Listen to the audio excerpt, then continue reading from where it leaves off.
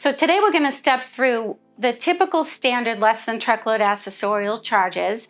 We'll also step through a couple that tend to get folks tripped up because they can be a bit tricky, and then really talk about what accessorial charges you should be negotiating and or waiving.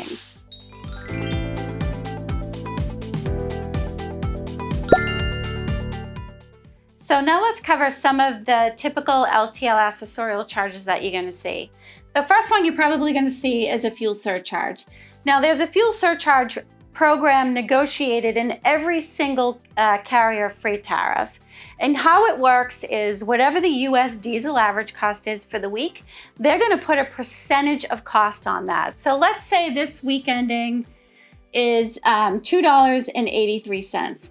You're going to see the LTL carriers anywhere from 15 to 28% of a fuel surcharge cost. And the 15 to 28% would be off of your line haul rate. So if it's $100 and they charge a 15% upcharge, that would be the fuel surcharge for that given shipment. This is negotiable in that you can negotiate what the percentage of that fuel surcharge fee is going to be. The other, and I'm going to group these together because believe it or not, there's a couple of them. There's a notified charge and an appointment charge. Sometimes too, you'll see a notified charge in a carrier's rule tariff and they call it a call before delivery. So you just want to make sure you're careful in that. Let's say you ask to waive a notified charge, but the carrier doesn't call it notify, he calls it call before delivery. You're going to get hit with a charge.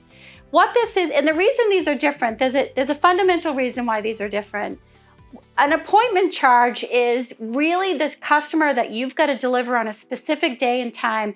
You've stated so on the bill of lading, and oftentimes there is a portal that the carrier will have to subscribe to make that delivery appointment. So there's a lot of effort that goes into that. Notify may just be you're saying to your carrier, pick up the phone and call my customer and tell them the day and time that you're going to be there. And sometimes you'll see call before delivery, and that's more like a call of convenience. The customer isn't saying, I'm going to dictate when you have to be here. I just want you to call me and let me know when you're coming. So those are the three different charges that you'd see surrounding the appointments. The other that you often see is a documentation charge. And this one really gets me because if you're getting documentation charge, you're in a paper environment, and you absolutely shouldn't be anymore. You should be in a digital environment with your carriers. Therefore, you'd never have to worry about this charge. But if you are, what the carriers will do is if they have to mail you or email you a paper version of an invoice and you request that the bill of lading and the POD be attached to that invoice, they're going to charge you a documentation fee to do it. Why? They want you in a digital environment. Everyone is working in a digital environment, and if you're not, you really need to be, and you probably should call us right away. The other one you see a lot is weight and inspection, and you'll see it like this usually. W&I will be listed on the invoice when it comes over. What weight and inspection is, and there are actually folks at LTL carriers whose full-time job is to inspect shipments. So what are they looking for? If you supply them a bill of lading for a shipment that's 1,000 pounds, they bring it back to the terminal and the weight and inspection person re-weighs it and it's showing 1,200 pounds. They're then going to re-rate that shipment, and the heavier the shipment, the higher the cost. And they're going to send you a new invoice with the higher freight cost because of the heavier shipment, but they're also going to charge you a flat fee just because they had to perform the weight and inspection. The other area that falls under weight and inspection is freight class.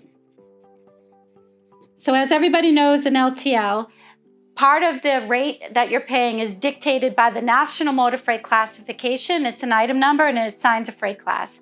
So if you have a stated freight class on your bill of lading, let's say, and you've stated it as class 50, but this inspector at the terminal looks at the freight and says, this isn't class 50, this is class 85. Again, just like the weight, he's going to re-rate that shipment at the higher class. You're going to get a new invoice with a higher freight cost, but then you're also going to get this flat fee for weight and inspection. So next we're going to talk about accessorials that may not be typical. And here's where it really gets fun and also pretty tricky. Here's when you need to understand your freight characteristics. One would be hazmat. So if you're shipping hazardous materials, you're gonna get hit with a hazmat fee, which again is typically a flat fee that's gonna be added to your freight bill.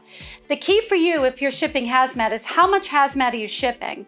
Because if you say to a carrier, I'm a hazmat shipper, but you're gonna waive my hazmat fee, you're gonna pay probably more in your freight costs. Let's say your hazmat shipments only represent 5 to 10% of your overall freight. You may be better suited negotiating a lower flat fee for the hazmat charge and not waiving the entire thing. The other one that gets tricky is a liftgate. So you may not know, but if you're shipping to a customer who doesn't have a dock, your carrier needs a liftgate in order to get that freight off the truck. And I don't know if you've ever seen a liftgate, but if you're at the back of the truck here, right, there's actually equipment that's attached to the truck that brings up a liftgate.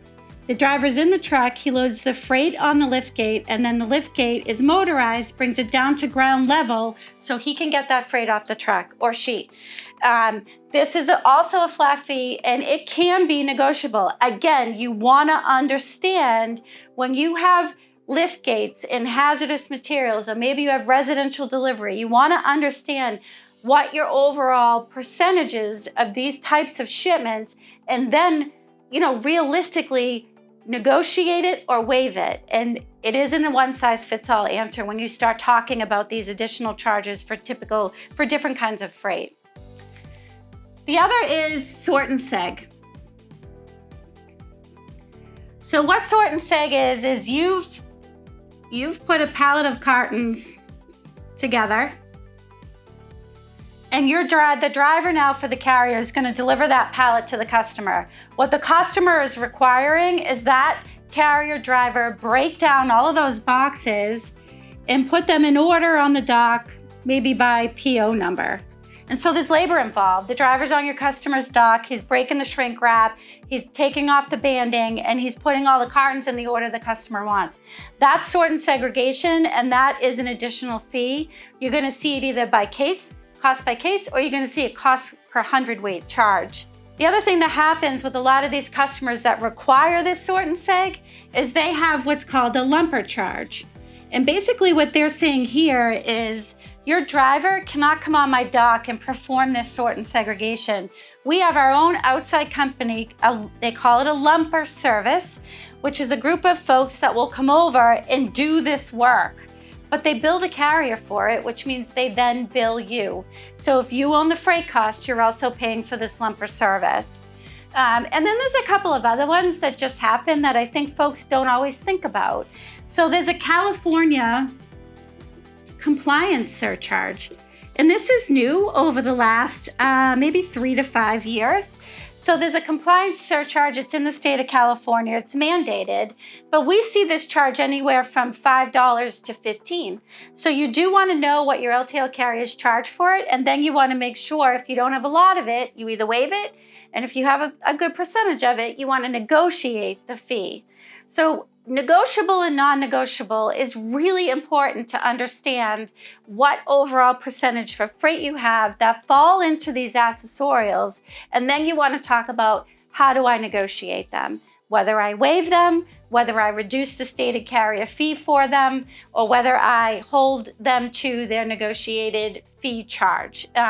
Again, all of that is really dictated upon the lanes you're shipping in, the customers you're shipping to, and the characteristics of your freight.